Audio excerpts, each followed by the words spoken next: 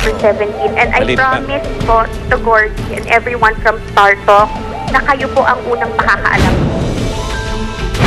Ito ang pangakong binitiwan ni Sunshine Dizon sa Star Talk TX phone patch interview ni Joey De Leon. Now more than 5 months in the family way. Kumusta na ang may bahay ni Timothy Tan? Live ngayong hapon sa Star Talk TX.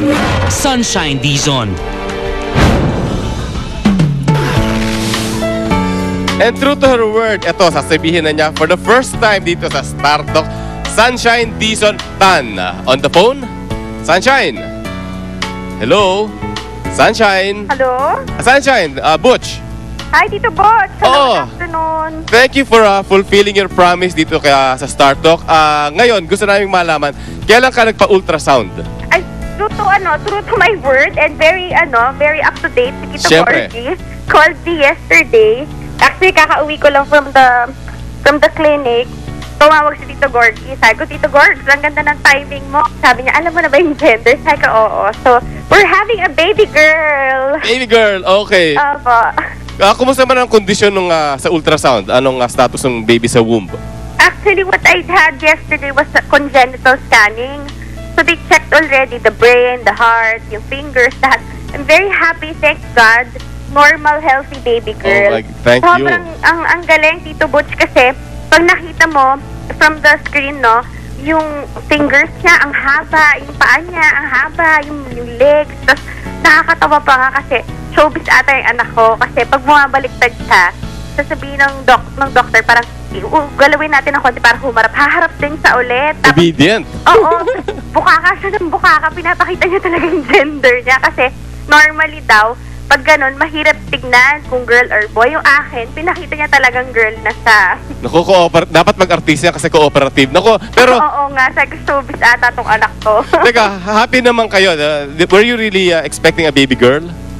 Actually, ako naman, honestly, Tito Butch, ang akin naman, ang prayer ko lang is, basta normal and healthy, okay lang sa akin whether boy or girl. Siyempre, yung husband ko, si Tim, he was hoping for a baby boy, pero ang secret na nalalalangan talaga na girl, si Mama. Ayun na nga. Kaya ano? Oo. So, talagang kahapon, when I called mo na, siyempre, sinabi ko sa husband ko, no? And then, I called si Mommy agad kasi naiwan siya dito sa house. Sabi ko, Ma, nanalo ka, baby girl. Sabi niya talaga, wow, thank God. Sabi niya ganyan, may kapalit ka na. Sabi ni Mommy.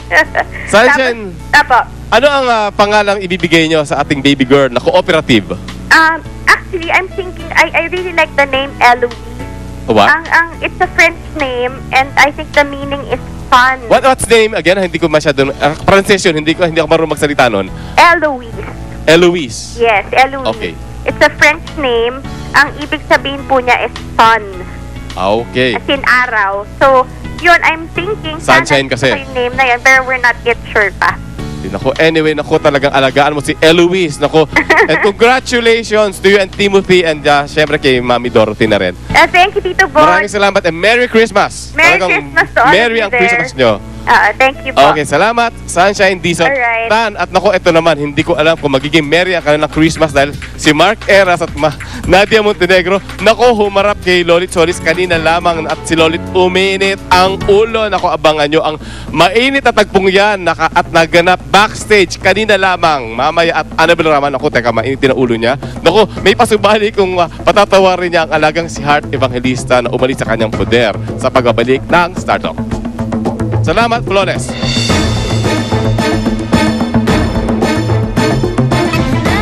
Totally exclusive. Katrina Halili, handa na ba ang harapin at patawarin si Hayden Co. Jr.? At matapos madismiss ang kasong isinampa niya rito, ano na nga ba ang pinaplano ng kanyang abogado? Susunod na! Huwag namang umarte, nakakainis, nakakapikon. Star Talk TX!